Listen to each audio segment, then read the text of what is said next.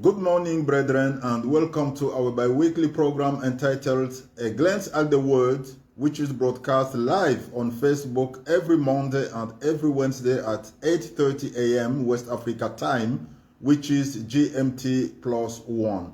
Today is Wednesday, the 12th of January 2022, and the time is, of course, 7:30 GMT or 8:30 West Africa time. Our topic this morning is the continuation of the topic that we started on Monday, and which is entitled Breaking the Curse of the Land. Breaking the Curse of the Land.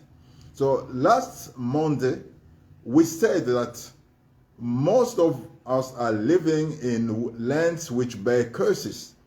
The lands in which most of us are living are bearing curses. Those curses might have been might have been put on those lands by our ancestors, or they might have been put on that land because of the sins of our ancestors, because of the sins that have been committed in those lands. But anyway, there is curse. And we said that in order for you to avoid being affected by that curse, the curse of the land in which you have been living, you have to break that curse. You have to break it. Let's read the book of Joshua, chapter 6. That's where we're going to start this morning. Joshua chapter 6, verse 24. Joshua chapter 6, verse 24. We read, "But they burned the city and all that was in it with fire. Only the silver and gold and the vessels of bronze and iron they put into the treasury of the house of the Lord." No, it's verse 26, sorry. It's Joshua chapter 6, verse 26. So verse 26 says, "Then Joshua charged them at that time, saying, Cursed be the man before the Lord who rises up and builds the city Jericho. He shall lay its foundation with his firstborn, and with his youngest he shall set up its gates." So you see, when the children of Israel defeated Jericho, they destroyed the city completely. They burned the city, as I first read. They burnt the city and all that was in the city. And what was left of Jericho was just a heap of ashes, and of course the land on which Jericho had been built. Wind came and it blew away all the ashes. So the only thing that was left of Jericho by that time was only the land on which Jericho had been built. Then Joshua pronounced a curse against Jericho. In fact, the curse was not against Jericho itself as a city, because this city didn't exist anymore. It had been burned, destroyed completely, and winds have blown away the ashes that were left of that city. So only the land was still there. When Joshua pronounced the curse against Jericho, the only thing that was still in existence of Jericho by that time was only the land of Jericho. So the curse was against the land on which Jericho had been built. Thus Joshua pronounced a curse against the land of Jericho. And many centuries later, we will see that the curse was still in effect. Let's read the book of 1 Kings chapter 16. 1 Kings chapter 16 verse 34. 1 Kings chapter 16 verse 34. In his days, Hiel of Bethel built Jericho. He laid its foundation with Abiram his firstborn, and with his youngest son Segub he set up its gates, according to the words of the Lord, which he had spoken through Joshua the son of Nun. You see, many centuries after the death of Joshua, who had pronounced that curse over the land of Jericho, many centuries after Joshua had pronounced a curse against the land of Jericho, when a certain Hiel of Bethel rebuilt the city of Jericho on its former location, the curse that Joshua had spoken was fulfilled. Why? Because that curse had never been revoked. That curse had never been reversed. The curse was still in effect because nobody revoked it. Nobody reversed it. Nobody cancelled it.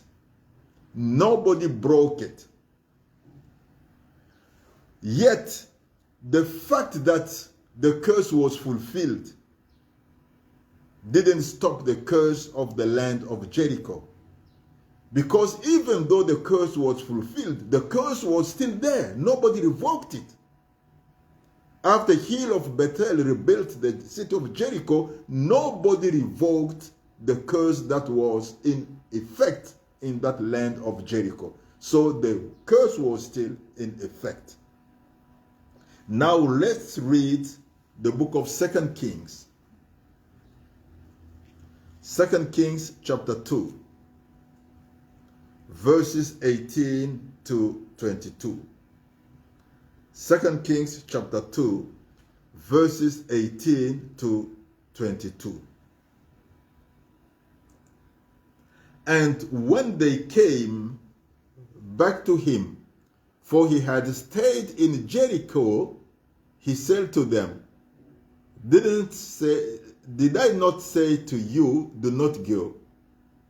Then the men of the city said to Elisha, Please notice, the situation of this city is pleasant, and as my Lord sees, but the water is bad and the ground barren. And he said, Bring me a new bowl and put salt in it. So they brought it to him. Then he went out to the source of the water and cast in the salt there and said, Thus says the Lord, I have healed this water. From it there shall be no more death or barrenness. So the water remains healed to this day, according to the word of Elisha, which he spoke. This is wonderful. This is marvelous. Remember that it is, in fact, the land of Jericho that Joshua had cursed. Thus, even though the new Jericho, the new city of Jericho, the city that Hiel of Bethel has rebuilt on the location of the former Jericho, even though that city was very beautiful and very pleasant, even though people were very happy to live there because the city had a pleasant situation, the water of the land of Jericho was bad, and the land itself was barren. Why was the water bad? Because the water was springing forth from that land that was cursed, from that accursed land. So the land of Jericho was barren because the water that was flowing there was bad, so the land couldn't produce anything. The land was barren because of the curse that was in that land. Barrenness is a curse in this case. So the land of Jericho was unfruitful. The land of Jericho was carrying curse. Don't forget that there was curse in the land of Jericho. Now, remember that man was made in the image of God, according to the likeness of God. Thus, man's word has creative power. Since man was made in the likeness of God, in the image of God, according to the likeness of God, the word that comes forth from the mouth of man is supposed to have creative power, just as the word that proceeds from the mouth of God himself. And all those who have the Spirit of God dwelling in them have that creative power in their mouths. Thus, man's words has creative power. So in the same way as man can curse the land, remember that our ancestors spent their times cursing the land in which we have been living. So in the same way as man can curse the land, man can also break the curse of the land with his mouth. And in the book of Jeremiah, chapter 29, verse 7, God encourages us to seek the peace of the city in which we live, to seek the good of the land in which we live. For our happiness depends on the happiness of that land. Our blessing depends on the blessing of the land in which we live. So if you don't break the curse of the land in which you are living, that curse will keep on affecting you. In the same way as you benefit from the blessing of the land, you also benefit, if I can call it a benefit, you also benefit from the curse of the land. So the curse of the land will also be affecting you in the same way. So you have to break it. The only way for you to avoid being a victim of the land or victim of the curse of the land is for you to definitely break that curse. For you to definitely break the curse of the land. So you must use the creative power of your tongue to break the curse of the land. If you don't break the curse of the land, you will be affected by that curse. Let's now read the book of Romans chapter 8. Romans chapter 8. Romans chapter 8, verse 19. Romans chapter 8, verse 19.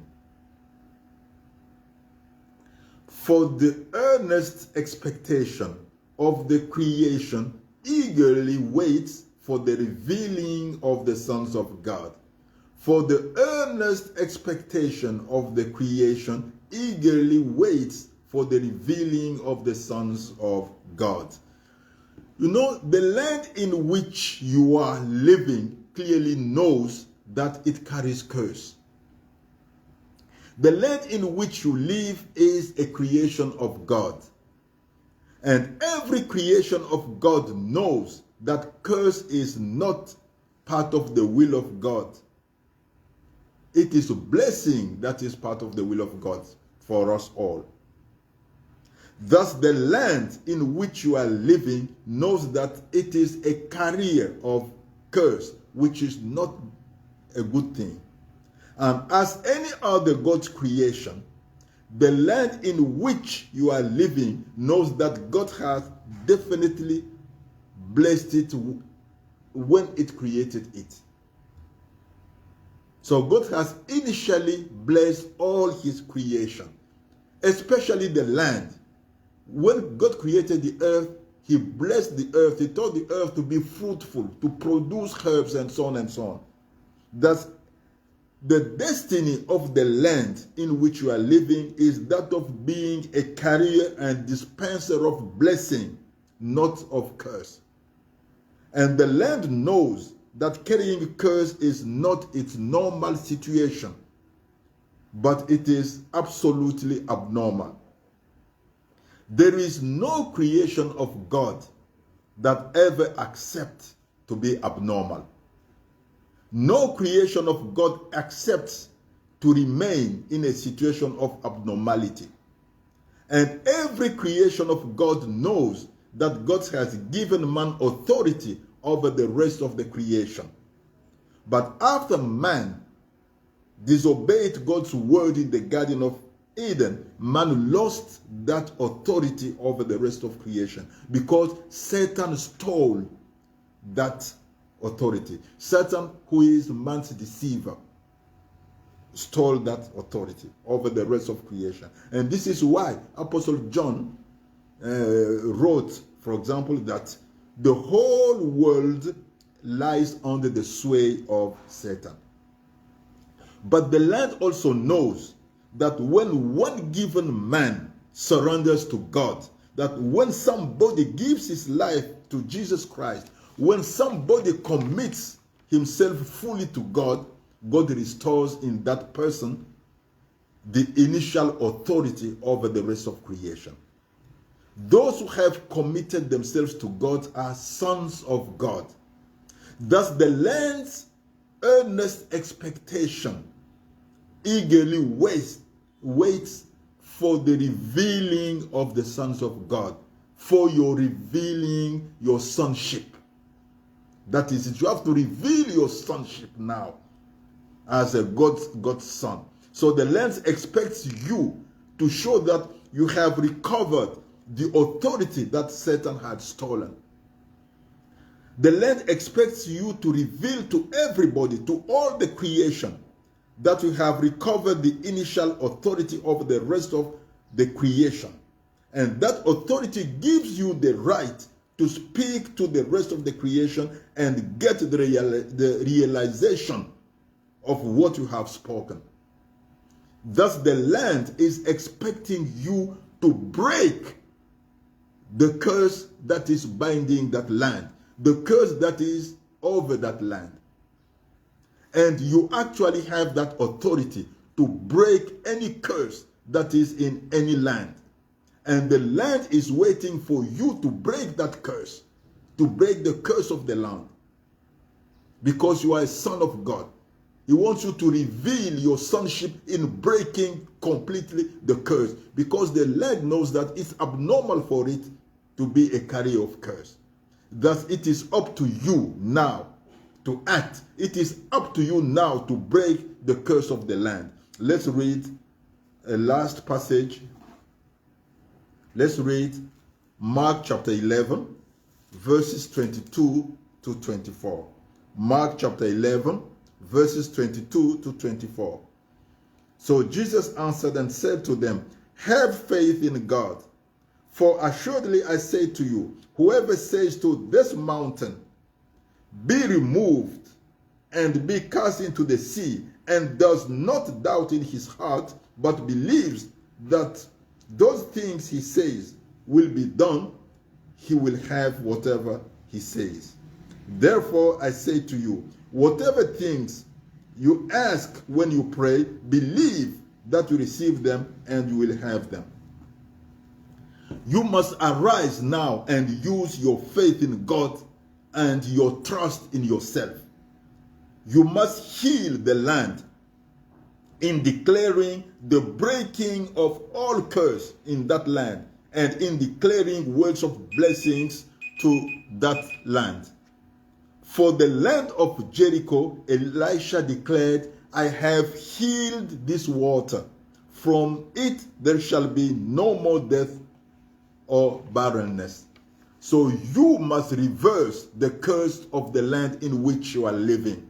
You must break the curse of the land and replace that curse with blessing. You must break the curse of the land and bless the land. You have to put blessing in the land in which you have been living. Dear brethren, we have come at the end of today's teaching. Have a very blessed day beyond all your expectations.